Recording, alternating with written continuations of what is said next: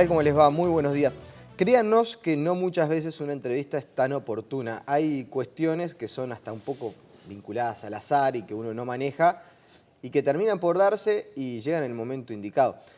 Obviamente estaba previsto que el tratamiento de la rendición de cuentas ya estuviera terminado para esta hora. Sin dudas ayer fue una jornada, entre otras cosas, interrumpida por los cortes de luz y eso demoró la sesión a nivel de la Cámara de Diputados. Y en este momento se está por votar el artículo 185, el artículo que ha generado mucha polémica porque, como le repasábamos, quita las exoneraciones, los incentivos a las donaciones a las universidades privadas. Y estaba previsto que hoy recibiéramos a Jorge Brumberg, rector de la Universidad ORT. Pensábamos tener el panorama ya más claro, pero lo cierto es que vamos a incluso interrumpir la entrevista para ver el momento de la votación y que usted pueda ver ese instante. Vamos a hacer una previa de algunos minutos. Gracias por venir. No, gracias a ti por invitarme. Bueno, a ver,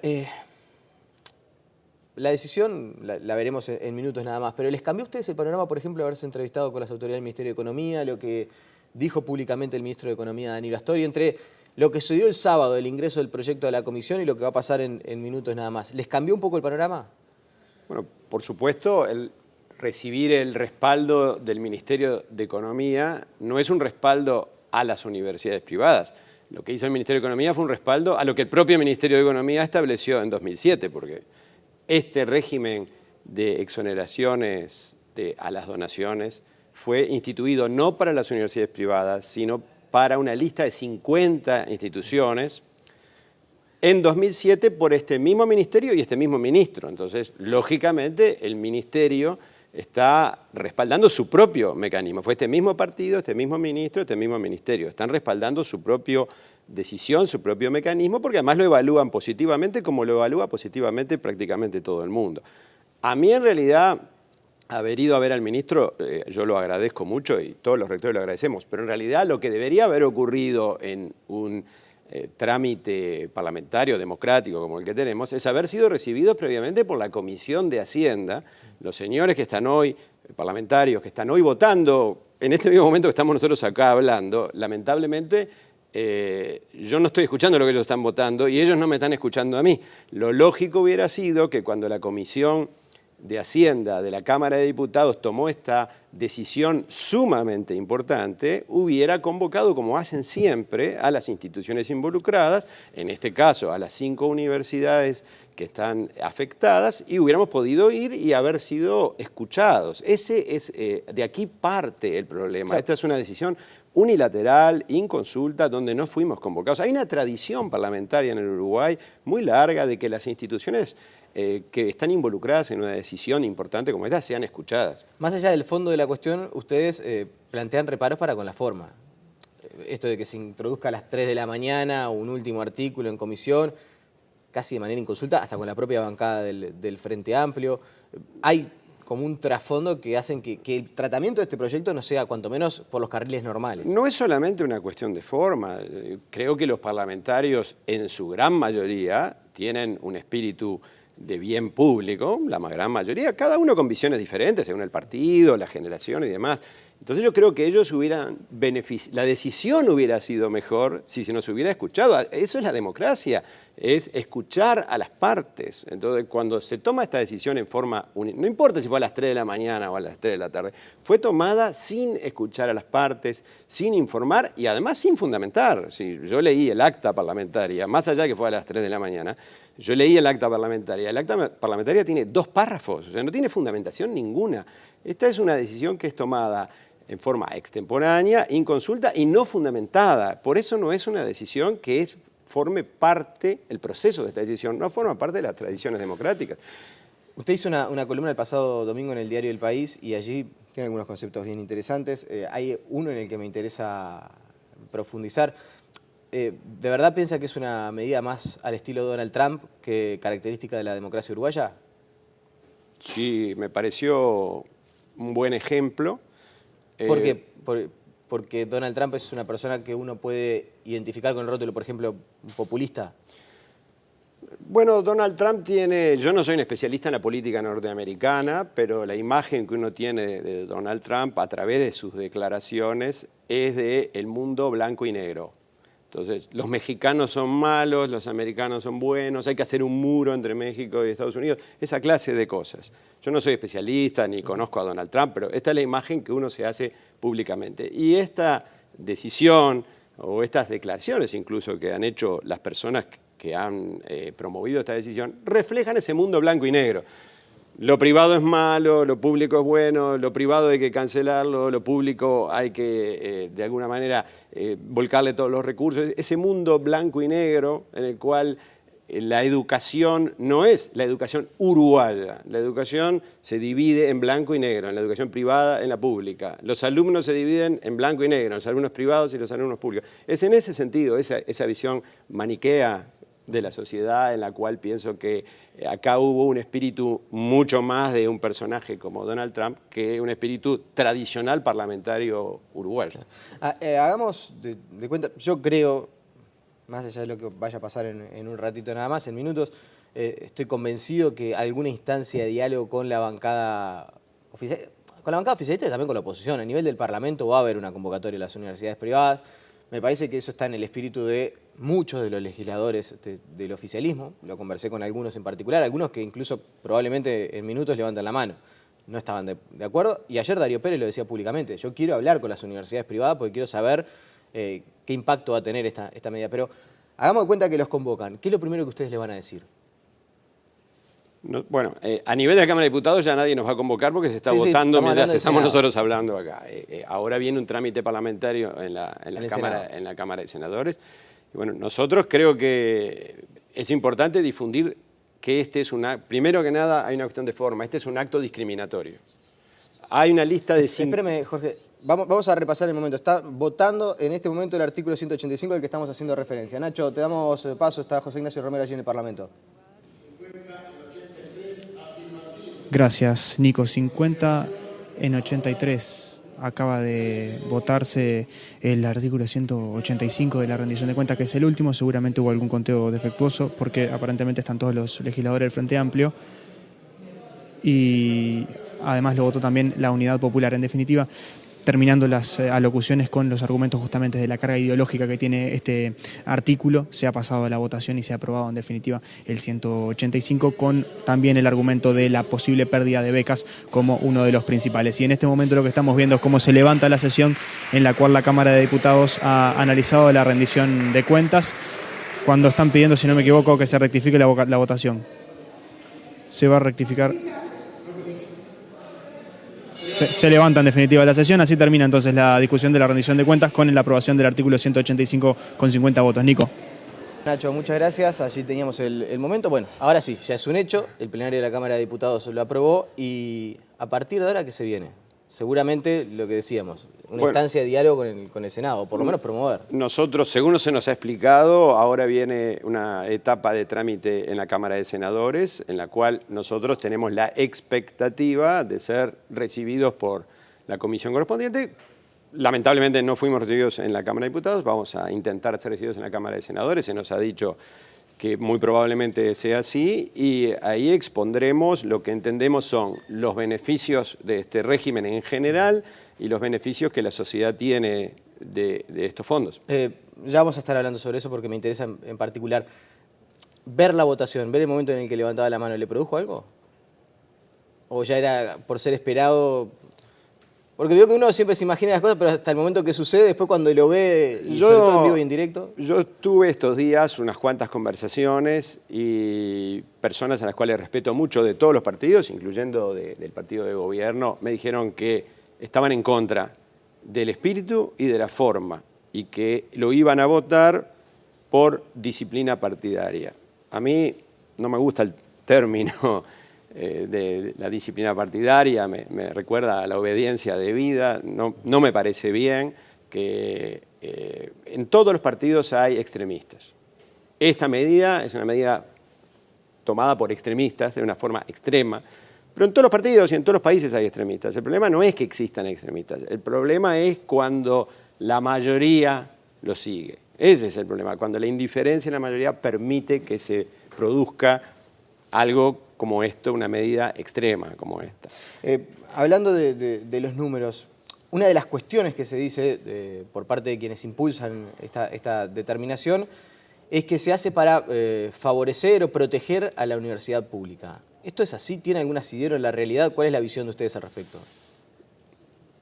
Esto no beneficia, esta medida no tiene beneficio ninguno para las finanzas del Uruguay, porque el dinero total que se va a gastar va a ser el mismo. Lo único que se hizo fue tomar, si me permitís, puedo consultar un documento, acá voy a agarrar, acá tengo la lista de instituciones que están autorizadas a recibir donaciones fiscales.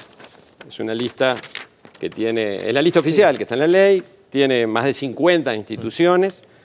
Y entonces, de estas 50 instituciones, solamente, sin fundamentación, se extrajo 5, que son las 5 universidades privadas. Es como que hubiera un cine con 100 personas allí y entrara la policía y se llevara a 5, y que justo los 5 pertenecen a alguna minoría. Acá solo se sacó a las 5 universidades privadas. No se sacó a todas las instituciones privadas, solo a las 5 universidades privadas. No se sacó a todas las universidades, porque quedan universidades que son las públicas. Lo que se hizo fue sacar 5 instituciones en una lista que tiene más de 50, donde está el Instituto Antártico Uruguayo, donde está el Plan Juntos, por ejemplo. Todas estas instituciones, que son más de 50, siguen recibiendo. O sea, aquí no hay ahorro fiscal para nadie. El Estado no se beneficia. Por eso ustedes en dicen nada. que es una medida discriminatoria. Absolutamente, es una medida absolutamente discriminatoria. Por eso no está fundamentada, porque la discriminación, como bien lo sabe la historia de la humanidad, en la discriminación no hay fundamentación posible. La discriminación siempre viene a partir de los prejuicios. Y cuando uno escucha a las dos o tres personas nada más que promovieron esto, solamente escucha prejuicios, nada más, se escuchan prejuicios. La discriminación, la historia de la humanidad lo ha mostrado, se basa en prejuicios, nada más. No existe fundamentación racional para un acto discriminatorio. Yo por lo que he escuchado y por lo que me imagino, estas personas que promueven esta medida, lo que imaginan es, bueno, si retiramos a las universidades privadas, seguramente alguno de los fondos, por lo menos alguno de los fondos que iban destinados a donaciones para las universidades privadas, pueden ser redireccionados y eventualmente ir a la Universidad de la República. Y que por eso se dice en el espíritu de la ley, bueno, intentamos privilegiar a las universidades públicas. El total de las universidades privadas, las 5 juntas, de las 4 más el CLAE, las 5 instituciones privadas juntas que están en esta ley, tuvieron una renuncia fiscal en total de $1 millón entre las 5. La Universidad de la República recibe $400 millones por año. Entonces, eso no creo que le afecte absolutamente para nada. Este mecanismo, si hay datos que yo incluso te traje aquí, que muestran que la institución que más se beneficia universitaria en este mecanismo es la Universidad de la República, por lejos. Entonces, esto no cambia absolutamente nada. Allí estamos viendo, por ejemplo, parte de... Sí, quizás la gráfica sea más clara para la... ahí está. La barra de la izquierda, la más alta, es la Universidad de la República. Es la institución que por lejos, entre las universidades, es la que recibe más fondos. Yo creo que al deslegitimizar este mecanismo no se va a beneficiar a ninguna institución, ni siquiera a la Universidad de la República.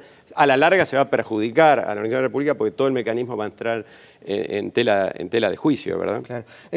Y de lo que más le interesa a la gente, e incluso me consta, lo dijo Darío Pérez ayer aquí y también lo conversé con otros legisladores, el tema de las becas universitarias. ¿Por qué se dice que este $1 millón entre las 5 universidades afecta directamente a las becas que se otorgan en las universidades privadas? Porque el Ministerio de Economía tiene que autorizar todas las donaciones previamente. Uno tiene que ir, las universidades tienen que presentar proyectos. Y el Ministerio de Economía en este mecanismo ha dicho, nosotros queremos con estos fondos fomentar objetivos de bien público. ¿Cuáles son los objetivos de bien público? Becas para estudiantes de escasos recursos, que son las mismas becas que da la Universidad. También la Universidad de la República da becas a través de bienestar estudiantil, por ejemplo. El mecanismo de las becas no es propio de las universidades privadas. No, claro. Muchísimos estudiantes. No, pero lo que usted está planteando es algo muy interesante, es decir, para que quienes no conocen demasiado el mecanismo se puedan informar, no es que ustedes reciben la donación y hacen con la donación lo que quieran. Nosotros tenemos que previamente explicar al Ministerio de Economía qué queremos hacer con una donación. Y la BRT, por ejemplo, dice, yo estoy recibiendo $100.000, esos $100.000 saben lo que voy a hacer, voy a aplicar para que 10 alumnos puedan estar becados en mi institución. Exactamente. Nosotros tenemos un programa, por ejemplo, se llama Camino TIC, que está orientado directamente a poblaciones de muy escasos recursos que se forman especialmente para la industria tecnológica. Y entonces tenemos continuamente, en un plazo de 3 o 4 años, muchachos que trabajaban como delivery en una pizzería, ahora trabajan en IBM. Entonces, ¿qué prefiere? ¿No tienen valor social esas becas? Hay decenas y decenas de esos casos. La industria tecnológica no tiene suficiente capacidad, necesita personas continuamente y nosotros estamos dando oportunidad a que la gente se forme. No son solo becas, también se financian proyectos de investigación. Proyectos que no se harían en caso que no existiera este tipo de fondos. Claro, ¿y por qué no se harían? Bueno, este es un concepto importante a esclarecer, que nos hubiera gustado explicarlo en la comisión correspondiente de la Cámara de Diputados. Existe lo que se llama el bien público, que no hay que confundir con el bien estatal. Algunos de los promotores de esta medida en este mundo blanco y negro confunden el bien público con el bien estatal. ¿Qué es el bien público? Es aquello que tiene que ser pagado por la sociedad porque ningún individuo o privado en particular lo puede. ¿Qué es el bien público? El aire limpio es el bien público, el agua potable o, por ejemplo, la investigación, el conocimiento que se genera. Nadie paga por hacer investigación, que es algo que va a beneficiar a todos y en el largo plazo. Por eso, en el mundo entero, la investigación se hace a través de fondos públicos. La Universidad de la República hace investigación porque el Estado le da dinero a través de fondos públicos. Las universidades privadas podemos hacer investigación a través de pequeños mecanismos como este. Porque ninguna empresa va a pagar investigación para que se beneficie la competencia. Porque la investigación se publica en artículos, en revistas, la tiene que leer todo el mundo. Nosotros estamos trabajando ahora en una investigación sobre vacunas biotecnológicas para caballos, por ejemplo. Cuando uno termina, eso no va para una empresa, eso se publica en revistas, está disponible para el mundo entero enseguida. Entonces, ¿quién lo va a financiar? Se financia a través de fondos públicos. Ese es el concepto de bien público. Y le voy a hacer una pregunta, quizás un poco en abogado del diablo. ¿No tienen las universidades privadas que cobran cuotas que para el común de la sociedad son elevadas, que incluso en algunos casos cobran matrículas elevadas, ¿no tienen un resto económico para suplantar estas donaciones? Es decir, ¿sería un golpe fuerte para las universidades privadas dejar de recibir este dinero? Las becas a estudiantes en las universidades privadas, en particular en la OR, que yo es la que más conozco, existen desde hace décadas, desde hace mucho tiempo. No comenzaron con este mecanismo. Hay muchas becas que son financiadas a través de la propia universidad, por supuesto. Estos son unas pocas becas que se agregan. Lo que no tiene justificación es quitarlas. Estos son algunas becas. Nadie va a quedar sin estudiar. O sea, ¿se van a mantener las becas más allá de...? Las becas de los que están estudiando ahora sí. El problema son las nuevas generaciones. Esto le va a cerrar la puerta de entrada a personas de las próximas generaciones que vengan. Ahora tenemos los jóvenes que están en el plan Ceibal. Cuando vayan terminando la secundaria, que falta poco, para que las primeras generaciones del plan Ceibal terminen la secundaria e ingresen en las universidades. Estas personas están buscando hacer carreras dinámicas, modernas, quieren tener un futuro mejor. Y bueno, hay que ofrecerles oportunidades, no todos pueden pagar. Y estas becas lo que vienen es a ayudar en ese sentido. Bien, ya sobre el final, me quedan 3 minutos y le voy a plantear públicamente ya la instancia de una nueva charla, ya no para hablar sobre esto, sino para hablar sobre la educación del Uruguay en su conjunto. Me parece que es algo que es bueno siempre profundizar y darnos esa instancia de diálogo.